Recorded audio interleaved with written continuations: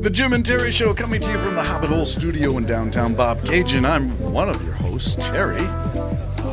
Hopping away, Singing, my beautiful singing the Fifth Dimension anthem. I'm Jim. Is Jim. He's got his voice back. He's no longer suffering from a cold. But we are going to talk about SpaceX, the big 33 engine demolition derby.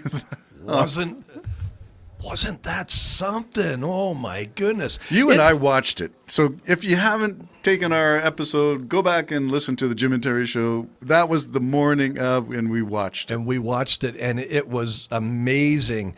The aftermath is like, looks like a nuclear holocaust, but it dug a crater under the rocket. It threw rocks 6.5 miles away. It started a 3.5 acre, or was it a 30-acre fire? It was a pretty big fire. And it was, Elon Musk said it right. I can't promise success, but I can promise excitement. Yes, and he did. And it was something else. So we watched that detonation, is what I would call that thing, when you light up 33. Now, there weren't 33 engines. Well, I think the same rocks that were kicked up 6.5 miles away went right up and took out 3 or 4 of the engines right off the bat. Right. Still, it lifted up. It could go into orbit. I have a correction for the people when I'm talking size and all of the rest of it. When I said that this ship was just a little bit bigger than the Statue of Liberty, that's the Starship that's just a little bit bigger than the Statue of Liberty, not the whole rocket, just the Starship. Think about that. That is one mother of a rocket, I'm telling you. So where do we go from here after the, what do they call it? OLM, the launch mount? Yeah, well, a lot of that was spared, thank goodness, and the blowing up of the rocket was expected, quite frankly. They didn't think it was going to make orbit, but they have to send it up as if they do and get all the data. One thing they discovered, it's incredibly made well because it was spinning. This was a 400-foot cylinder spinning in air, and it didn't break apart. So, and that's going... That's the 2 stages still. 2 stages still attached. Together, intact, holding together. So they learned about that. They definitely learned they had a lot of power, and that they need to put diversion, the fire diversion. Well, no, okay, so let's talk about the water it's not a deluge system per se, or they're still going to do the deluge as well both. as the plate? I think it's both. Okay, so the plate underneath now, what's that supposed to do? Well, this is a very complicated one, too. It is a plate with cold water running through it, and that will be activated. Steel plate, because the unbreakable concrete smashed into little pebbles. So is this plate going to be on top of the concrete then? So those thrusts, the thrust Yeah. of all those engines is going to hit this plate? Yes. Now it's going to have its deluge, A deluge system? a deluge system as well as water running through this plate. One of the mistakes, one of the reasons they think that the pad, now this isn't the stage 0, this is underneath it, the concrete. The reason they think the concrete broke up is because the dirt underneath the concrete was packed down so hard there wasn't any give, and so it didn't have anywhere to go but crack and then absolutely be blown into smithereens. And it took out, you saw the dents on the water tower and on the oxygen towers and everything, and those things are 100 foot high, I think maybe more. And you can see all where the rocks had hit it.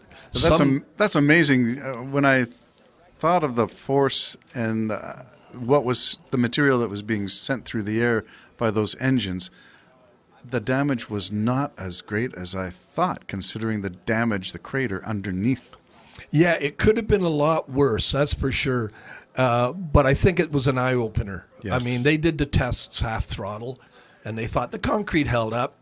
Going to 90% throttle, no, you can't do it. Yeah, something happened between half throttle and 90%. Yeah. But the beauty of it is it didn't blow up. No. And that was the main thing. Please don't blow up on the launch pad. And it didn't. It cleared the tower. that was the sigh of relief. That's Yep. all they could ask for from that part on. Yep. And then everything else was gravy after that. It would have been wonderful to have it go into orbit and then separate and the Starship go in. But they realistically weren't thinking that was going to happen, and probably not going to happen in the next one either. Is there any reason why SpaceX has chosen not to dig a flame diverter? You know the way the thrust goes down and then out these channels? Yeah. These channels conduct the thrust away from the rocket. Why can't they do that? I don't know. I don't know why. Musk from day one said they weren't going to have that. Yeah. And he had to change his mind. It's just, he says, I hope it wasn't a mistake. It was a mistake. Yes, it was. Because I'm sure it would have been a lot easier to design that in right from the beginning as opposed to having to fit it in now, right? No, let me ask then this about the ultimate water deluge system. Why aren't they using those oil rigs to launch this thing? I mean, there would be nothing under there but ocean, would there? Yeah, I don't know about that, but it's too late now. They've sold both of those oil rigs. I read about that. I'm thinking they're thinking it would just shake the thing too much, and it wouldn't have been stable enough. Don't forget the launch pad's down 100 feet into the ground. Right. All of those legs, I don't know, 5 legs, whatever they are, go 100 feet into the ground. That's pretty deep to secure that thing. So, you and me, we seem to be able to grasp a bit of the size of this thing and the magnitude, and of course what it means to space travel in the future. I can hardly wait for the next one. I'm hoping it'll go into orbit. That's just a hope. But you and I were talking about, somebody was saying, look, there's no reason why the Starship can't go into orbit on its own. I do like poking around the internet on all things SpaceX, and I found this fellow. The name of the show is kind of funny, Dr. Know-It-All. Oh, really? But that's the guy who did the analysis, and he did it with another doctor, because they're all PhDs in engineering and in rocketry and engine design, who talked about why can't they? What are the thrusts? The Starship alone, which is taller than the Statue of Liberty, has 6 engines. Yeah, Three for space. 3 of them are atmospheric and 3 of them are space.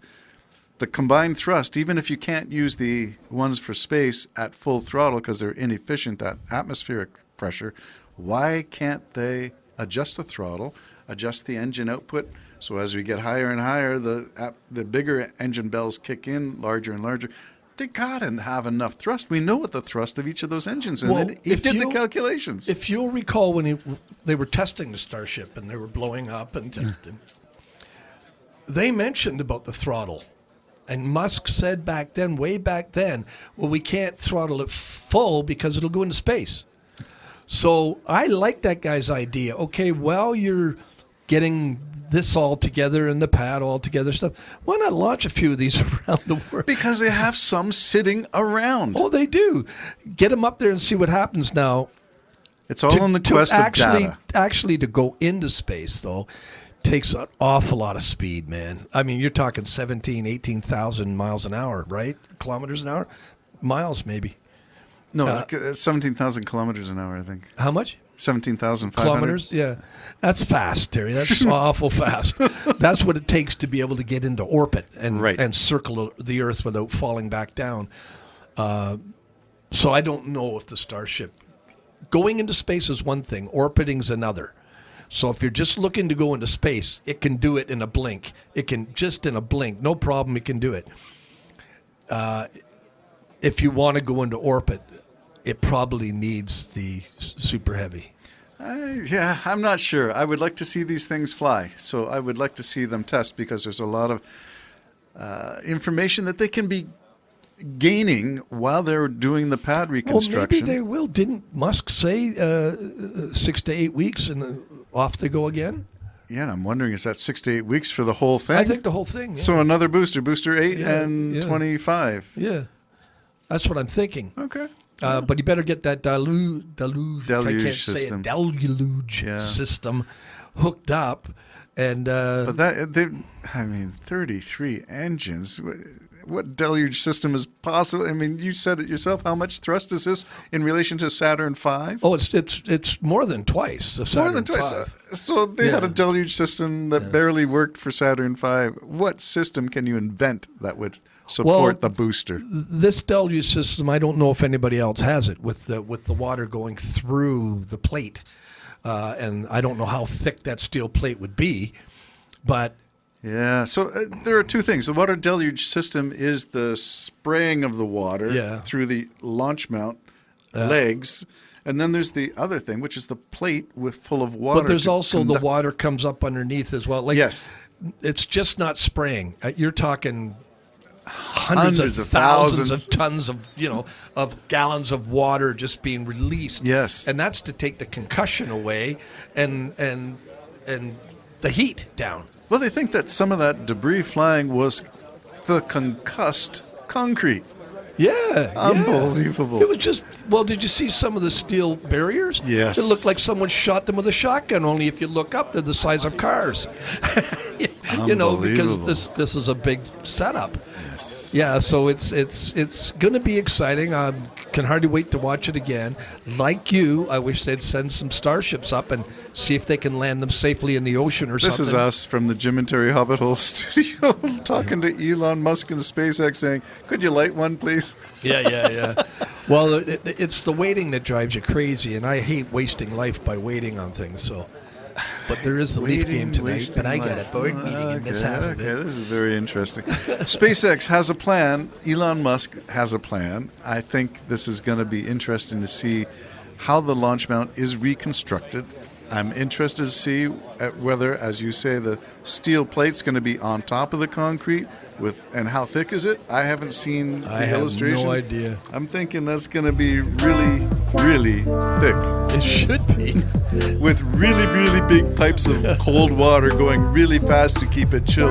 Yeah. It's going to be great. If my car had a radiator like that, that'd be very efficient. All right, Jim and Terry Show signing off. Bye-bye for now. Bye-bye.